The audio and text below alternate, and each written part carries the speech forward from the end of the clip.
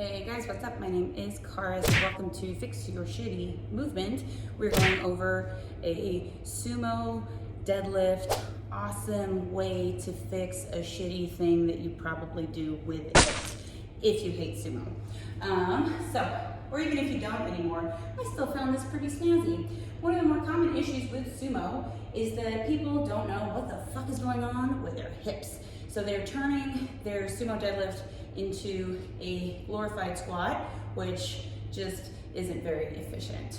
So what I mean by that is they will set up with their knees forward of the bar, either right out the gates or as they get set up. So if they're here, even if they have a really nice setup, they will set up like this.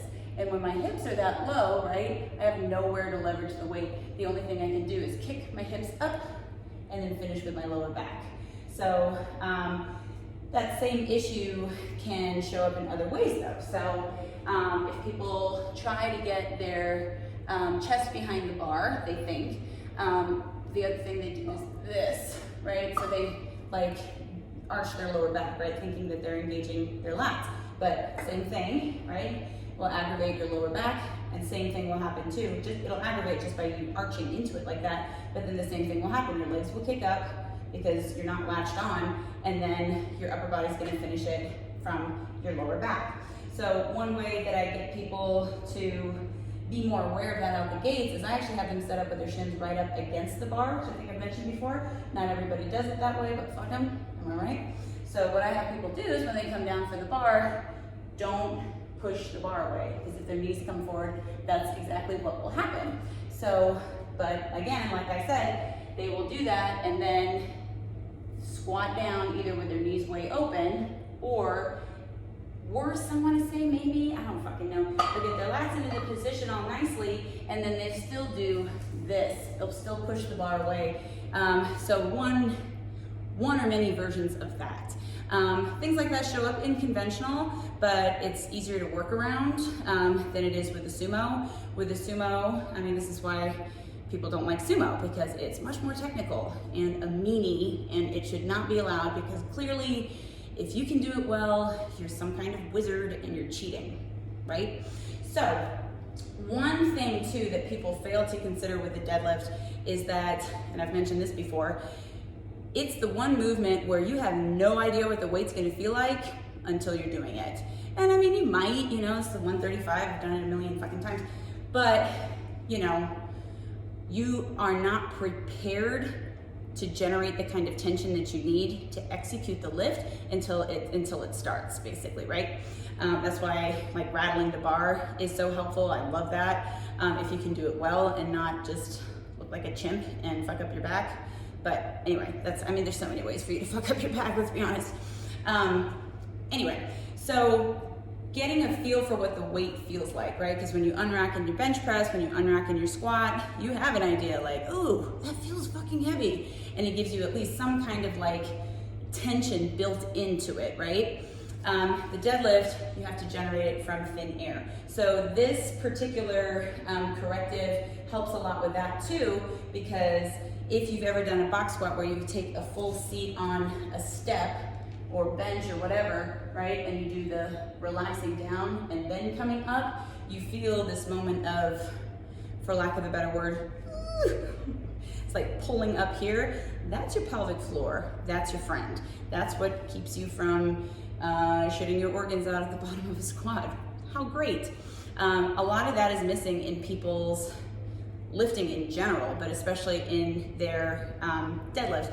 And ultimately what that is bracing, or it's the forgotten part of bracing and creating intra-abdominal pressure. Because people have their diaphragm and then they just push down there, because I guess the same thing you do when you're shitting or pissing is the thing you want to do when you're deadlifting.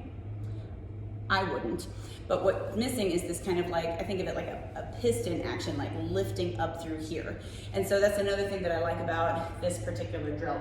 So a bench is better to use than say like a plyo box, mainly because The other thing that you may have seen in the sumo that I was just describing is that people get their hips too low. And they can't get over this idea that their hips need to be really low, which is ironic because their hips are rarely low enough in their squat. So, it's almost lunchtime, so I'm being like extra bitchy. So you sit on this bench here. This is a competition height bench. You might actually want to even go higher than this. And I know you're going to be surprised because it actually might be that you're just always setting your hips up too low. So this is about where takeoff is for me though, and I'm 5'5" and stubby, whatever. So I get my shins up against the bar. I get my hands, also this bench sucks. Wrap my hands around, right? So my chest is forward of the bar.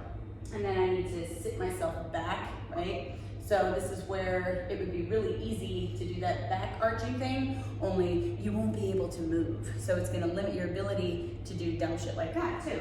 So you can still take slack out of the bar.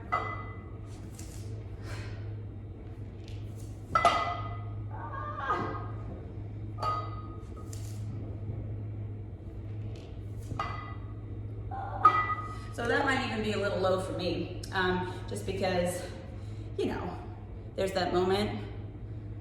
Is it there? Am I about to die? What's happening back there?